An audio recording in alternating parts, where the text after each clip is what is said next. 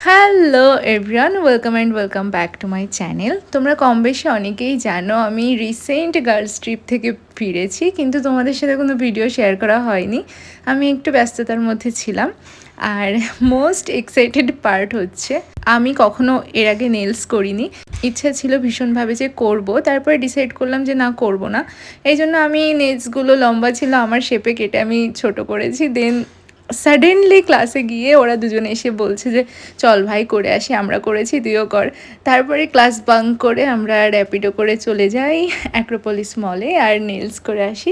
এই ডিজাইনটা আমার অনেক দিন থেকে সেভ করা ছিল যে যদি কখনো নেলস করি তো এটা করব। তো ফাইনালি এটাই করলাম। আর নিজের নেলসে করেছি, আমি এক্সটেনশন করিনি, জাস্ট আর্ট করেছি। কারণ ফার্স্টবার করছি, আমি জানি না এটা কেমন হয়।